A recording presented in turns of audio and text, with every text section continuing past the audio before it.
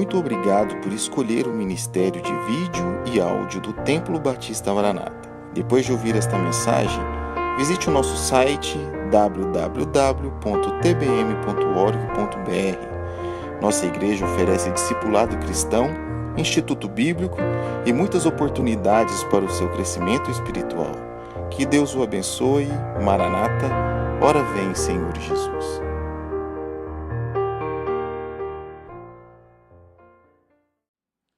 Primeira Coríntios 13:5 diz que o amor não se porta com indecência, não busca os seus interesses, não se irrita, não suspeita mal. Essa é a expressão que eu quero usar. O amor não se irrita, não suspeita mal. Senhor, nós temos a Tua palavra aberta diante de nós e confiamos na ação do Teu Espírito Santo, nos esclarecendo a Tua verdade e nos ensinando a aplicá-la de forma eficaz em nossa vida, de forma que glorifiquemos a Cristo e ao Senhor.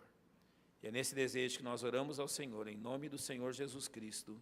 Amém. Podem se assentar, irmãos. Os irmãos têm contemplado pelas mídias, pelos meios de telejornais e tudo, como as coisas estão se desenrolando em nosso país quanto às próximas eleições, não é? Isso não acontece só lá em Juiz de Fora, não acontece só lá em Brasília, só lá em São Paulo, no Rio, mas acontece aqui em Goiânia também. Acontece mais próximo de nós do que nós imaginamos. E nós devemos nos preocupar com isso, irmãos. O nosso papel como crentes é apresentar Cristo às pessoas. Ele é a solução. Minha pátria para Cristo, eis a minha petição. Não é assim que nós cantamos? É assim. Esse deve ser o nosso desejo, que as pessoas conheçam Jesus Cristo. Mas em tempos tão calorosos, não estou falando da temperatura ambiente, mas sim dos ânimos, num período onde os ânimos se aquecem da forma que estão se aquecendo no nosso país, é preciso que os crentes tenham discernimento para ter uma atitude que não venha colocar mais gasolina no fogo, mas uma atitude de pacificadores, que é o que a Bíblia nos chama. Então, é importante que observemos na palavra de Deus verdades que nos levam a sermos bênção nesse momento onde parece que a panela esquenta cada vez mais. Como ter equilíbrio em meio a tantas provocações, a tantos questionamentos. Nem a igreja, nem eu, nós não apoiamos candidatos, nem partidos políticos, mas somos eleitores. Temos a nossa preferência. E mesmo quando alguém me pergunta qual a minha preferência, eu tenho todo o cuidado em dizer o porquê e dizer que não confio que este ou aquele candidato seja perfeito. Até porque se há algo que pode acirrar os ânimos é a política. E nós devemos ter cuidado com essas questões. O amor é oposto a um espírito de ira, é o que a Bíblia nos ensina. Ou seja, a palavra de Deus nos ensina que a resposta está no comportamento e na exortação amorosa, e não na provocação. Se eu tivesse o direito de estar colocando regras sobre os irmãos, como por exemplo, não publicar materiais de cunho político apoiando este ou aquele, não responder a comentários raivosos ou a provocações raivosas, e posso fazer isso biblicamente, mas não posso ditar o que você vai fazer nas suas mídias sociais e na forma que você vive. Mas posso lhe dizer biblicamente algumas atitudes que você pode e deve ter como um crente em meio a circunstâncias de ira, de intolerância e de enfrentamento que a gente está vivendo. Então, a mensagem de hoje serve para quê? Para dizer para você, cuidado. Tenha cuidado com o momento que nós vivemos. Tenha cuidado com o que você publica, tenha cuidado com o que você faz, porque através disso você pode estar transmitindo uma mensagem que é diferente da mensagem do Evangelho. Eu creio que nenhum de nós gostaria de fazer isso. A mensagem do Senhor Jesus é uma mensagem, a filosofia de Deus, eu falei para os irmãos há pouco tempo atrás, é uma filosofia de perdão e restauração, não uma filosofia de ódio e enfrentamento. Então, por isso, cuidado, para não ter uma atitude que venha aí envergonhar o Evangelho e o nome do seu Salvador. Eu quero começar falando isso, que é um espírito de ira. Ou seja, nós temos que identificar isso, para poder identificar quando nós vemos as coisas e poder discernir de forma bíblica. Primeiramente, a ira não é algo necessariamente pecaminoso, porque Efésios 4:26 diz, irai-vos e não pequeis. Então, nem toda ira é pecaminosa. Por exemplo, Salmo capítulo 7, verso 11 diz que Deus é um juiz justo, um Deus que se ira todos os dias. Você já pensou em Deus assim? Num Deus que tem ira todos os dias? Pois é assim que a Bíblia tem o descrito, um Deus que se ira todos os dias. Quando a Bíblia, por exemplo, fala do rei Saul, 1 Samuel 11:6 diz que então o Espírito de Deus se apoderou de Saul, ouvindo estas palavras, e acendeu-se em grande maneira a sua ira. Notem duas coisas juntas aqui. Saul é dominado, o Espírito Santo se apodera dele, e ele demonstra o quê? Ira. Irai-vos e não pequeis, ou seja, não uma ira pecaminosa. Quando olhamos para Jesus, João 2,17 diz, e os seus discípulos lembraram-se do que está escrito, o zelo da sua casa me devorou. Lembra o que Jesus tinha feito aqui? Expulsado os mercadores do templo com um chicote. Jesus pecou? Jamais. Era um zelo, porque a ira estava sendo usada de uma forma correta. E por que nós temos ira em nossa Constituição? Porque Deus disse, façamos o homem à nossa imagem conforme a nossa semelhança, ou seja, os nossos sentimentos, as nossas reações nesse sentido são uma cópia de Deus. Deus se ira, então nós também temos a capacidade de nos irar. Por isso a Bíblia diz, irai-vos e não pequeis. Então, primeiro comece por isso, nem sempre a ira é pecaminosa, e nós precisamos então determinar o que é a ira pecaminosa e o que é a ira quando não é pecado. Eu quero aqui então acrescentar pelo menos 4 coisas a este pensamento. Primeiro, a ira pode ser pecado no que diz respeito ao seu alvo.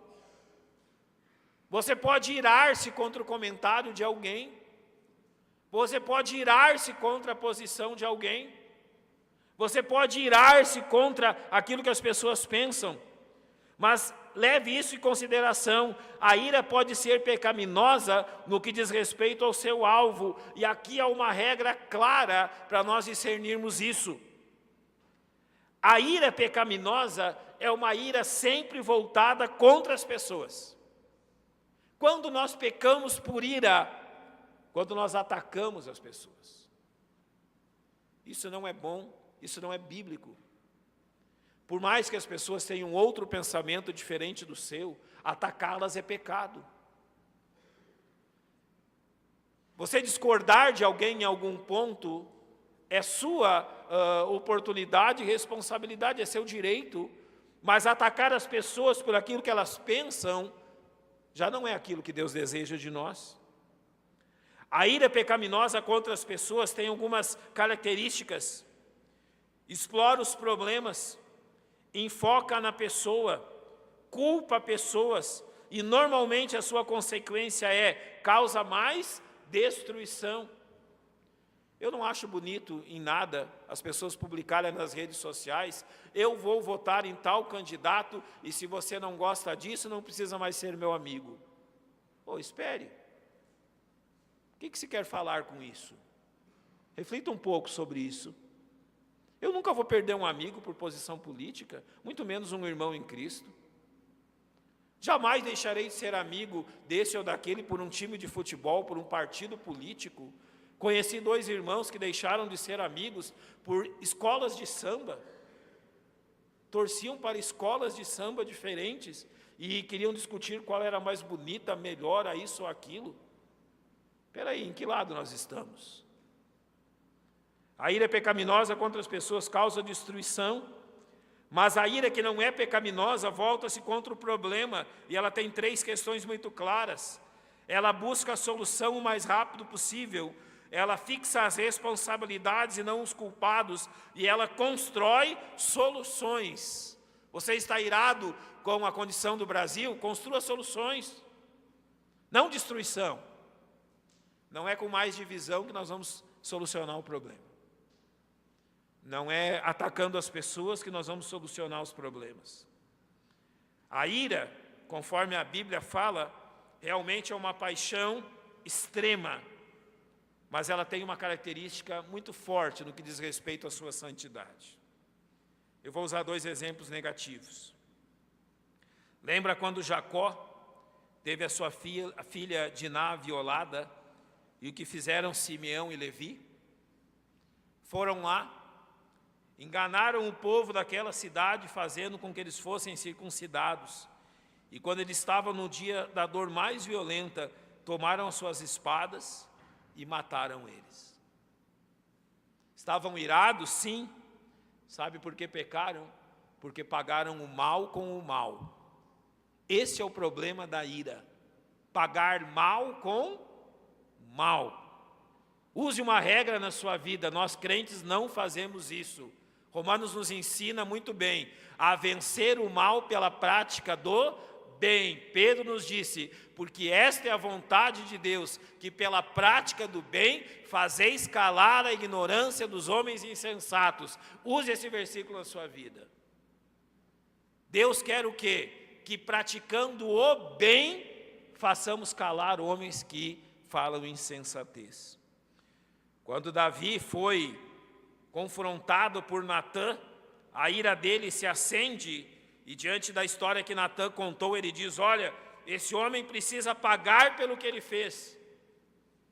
Davi estava certo na sua ira, ele só estava errado no seu alvo. Jesus, em Mateus 5, nos diz assim, eu, porém, vos digo, amai vossos inimigos, bendizei os que vos maldizem, fazei bem aos que vos odeiam, e orai pelos que vos maltratam e vos perseguem, para que sejais filhos do vosso Pai que está nos céus. Isso aqui tem para nós um significado muito importante. Mesmo que nós não concordemos com as questões políticas do nosso país, mesmo que nós concordemos que alguns partidos têm ido além daquilo que deveriam, não é com ódio que nós respondemos, é com oração. Irmãos, aí que está o problema. A gente está mais interessado em publicar desabafo em rede social do que curvar os joelhos. Esse é o problema. Nós, como crentes, devíamos orar mais e provocar menos. Estamos, às vezes, preocupados em responder a este ou aquele outro. E eu já tive crentes que me disseram, mas o senhor não está vendo o que eles estão nos fazendo? Pronto, eu respondo com Romanos 12, 14. Abençoai os que vos perseguem, abençoai e não amaldiçoeis. Lembra o que o Senhor falou? Minha é a vingança, eu recompensarei, diz o Senhor. A vingança não é minha. A vingança é de Deus. Então tenha certeza de uma coisa, Deus está vendo isso, claro que Deus está vendo, não se engane. Agora, eu quero que Deus então derrame a sua ira sobre eles? Não. Eu quero que Deus derrame a sua misericórdia, oro por isso, para que conheçam a Cristo e mudem o seu comportamento. Eu não estou preocupado só com o que eles estão fazendo nessa vida, estou preocupado com o que acontecerá no futuro. Então, deixa eu lhe colocar algo muito certo e bíblico aqui. A vingança pessoal é proibida na Bíblia. Observe Levítico 19, 18. Não te vingarás, nem guardarás a ira contra os filhos do teu povo, mas amarás o teu próximo como a ti mesmo, eu sou o Senhor. Olha isso repetindo em Romanos 12, 19. Não vos vingueis a vós mesmos, amados, mas dai lugar à ira, porque está escrito, aquilo que eu citei, minha vingança eu recompensarei, diz o Senhor. E notem que qualquer tipo de ira amarga é proibida no Novo Testamento, em Efésios 4:31. Toda amargura, ira, cólera, gritaria, blasfêmia e toda malícia sejam tiradas dentre quem? Dentre nós. Não é isso que Deus quer de nós. Não é isso que Deus deseja da nossa vida.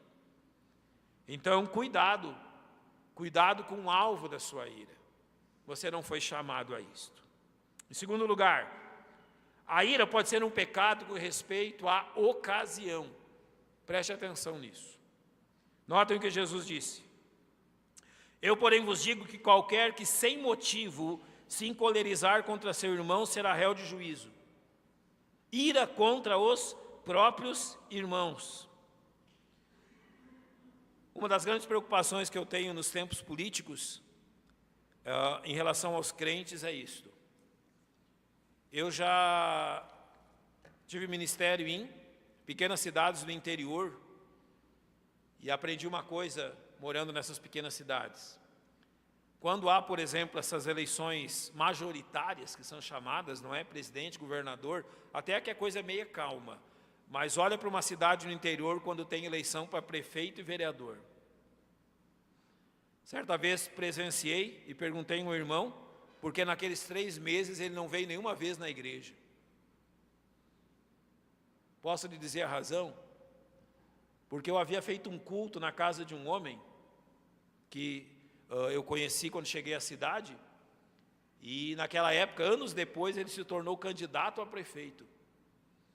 Eu disse, meu irmão, quando eu fiz o culto lá, eu nem saberia, se ele me convidasse hoje novamente, eu iria de novo. Não fui lá falar de política, fui lá para pregar a Cristo. Mas notem como as coisas são levadas ao seu extremo. Eu fui lá com o desejo que aquele homem se convertesse, ele e a esposa dele, não com outro. Não julgue os meus pensamentos pelo seu, eu não fui lá com esta ocasião ou com esse desejo.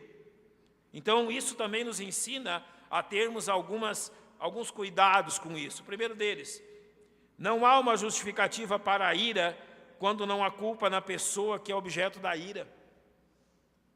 Primeiro reflita exatamente do que a pessoa que você está se irando é culpada. O que ela fez? Você está refletindo a sua ira contra ela simplesmente porque ela não pensa o mesmo que você? Mas afinal de contas, você está se irando com ela e maltratando ela. Qual questão ela é culpada?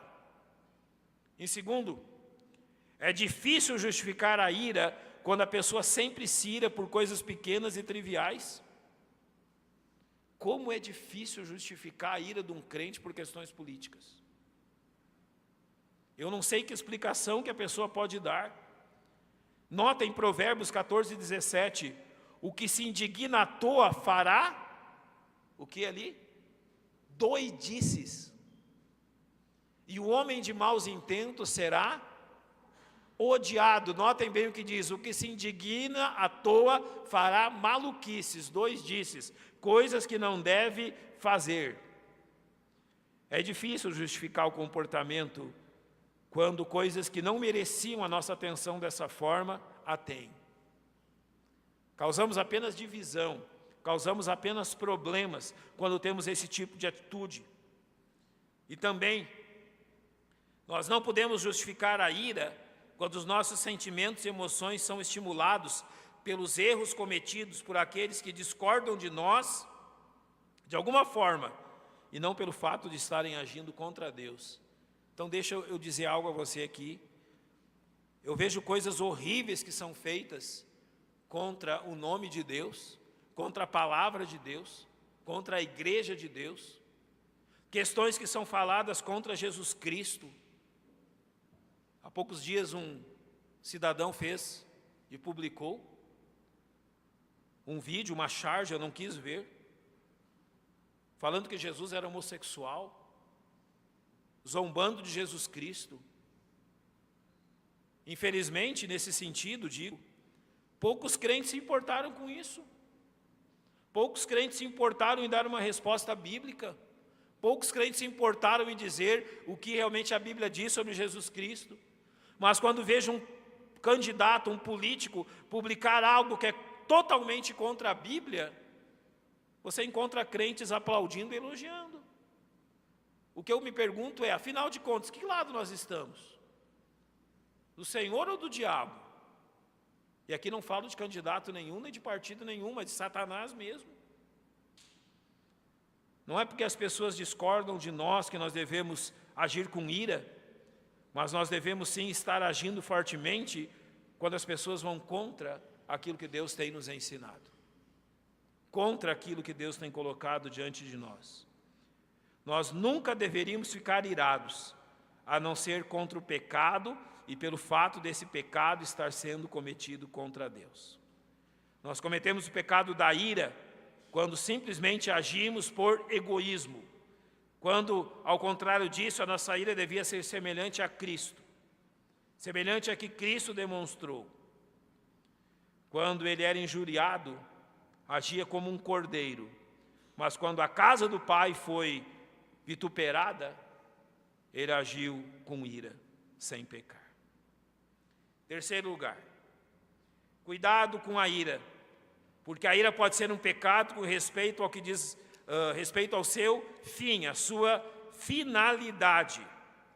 Ou seja, qual é a finalidade da ira que estamos demonstrando? Observe algumas questões. A razão tem que ser uma mão nesse assunto quando consideramos a finalidade, a vantagem e os benefícios que a nossa ira produzirá para com todos aqueles que estão envolvidos. A glória de Deus deve ser o nosso maior objetivo. De outro modo, a nossa ira pode ser comparada à paixão cega dos animais. E é isso que eu tenho observado muitas vezes. As pessoas têm, infelizmente até crentes, defendido cegamente políticos que nem conhecem, partidos que nem conhecem as plataformas, as propostas, e coisas sobre as quais jamais pensaram. A glória de Deus deve ser o nosso objetivo, e não outras questões. Se nós percebemos que a finalidade, que o fim pretendido é errôneo, ou que vai apoiar algum pecado, então é o nosso orgulho que está sendo gratificado, e não a glória de Deus. Pense nisso. Quando você faz os seus comentários políticos, e é direito seu fazê-lo, repito, quem está sendo glorificado através dos seus comentários? Quem está sendo glorificado através daquilo que você está publicando? Quem está sendo glorificado? A quem está sendo chamada a atenção quando você age assim? Quem, afinal, é o seu alvo? Quem, afinal, é aquilo que você quer atingir? Em quarto lugar, a ira pode ser um pecado com respeito à sua medida.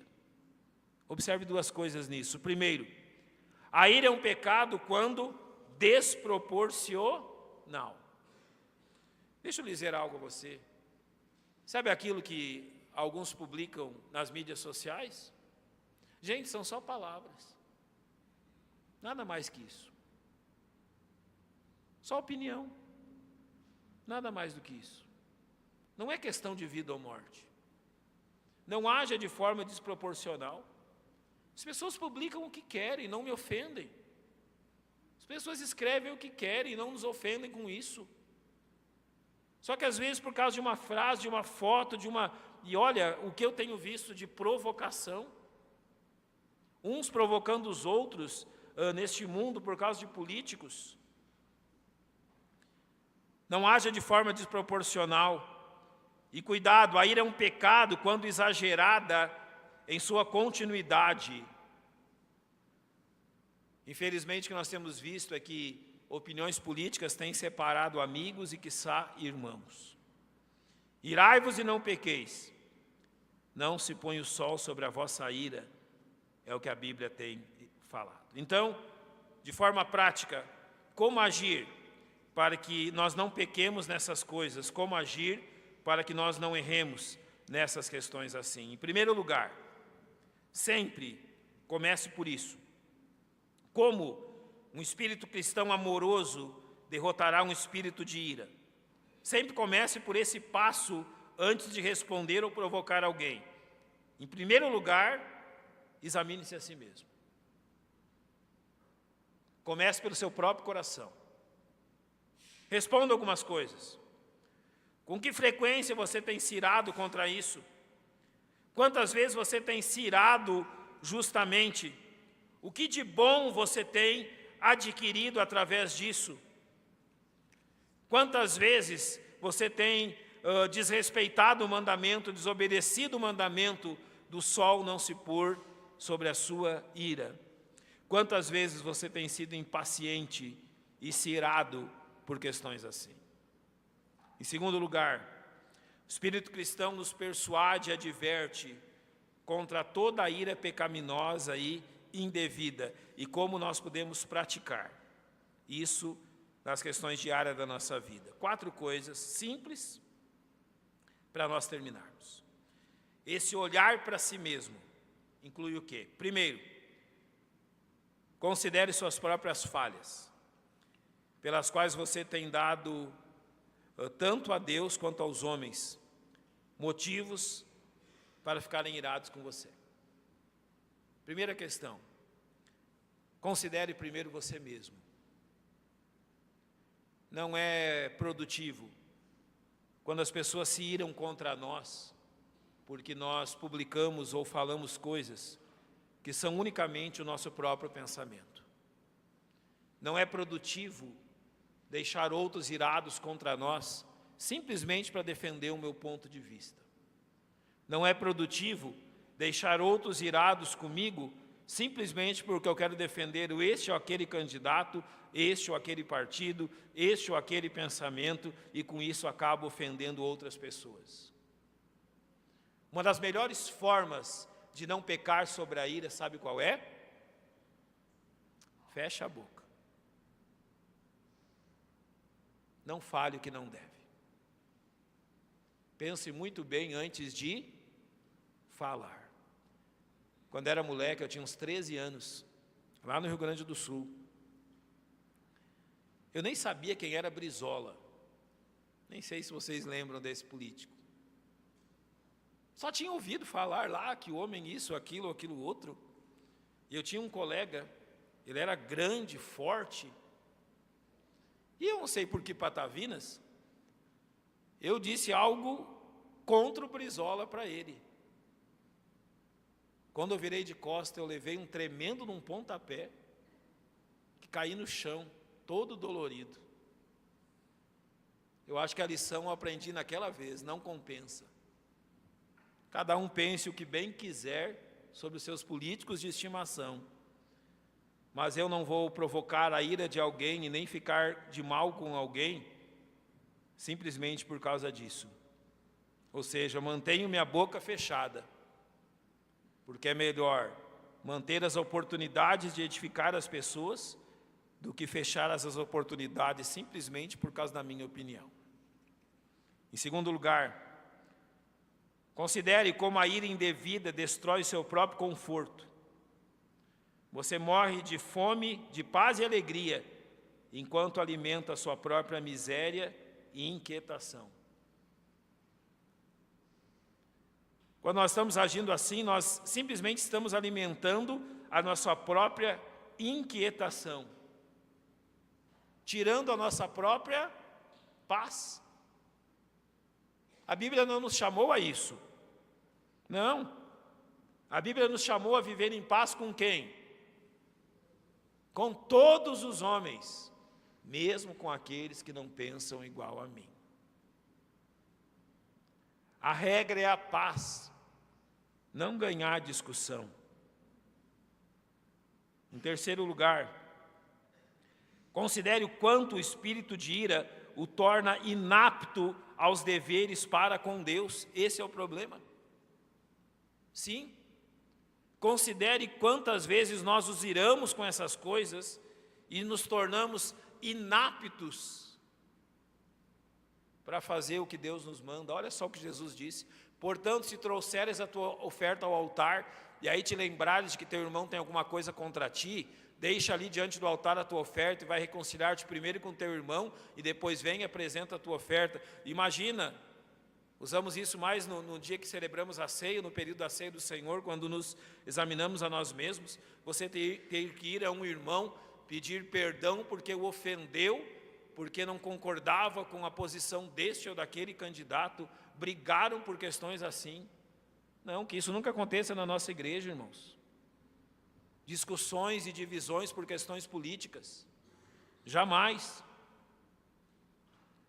E, em último lugar, para terminarmos, considere como a ira pecaminosa o torna também inapto a viver em sociedade.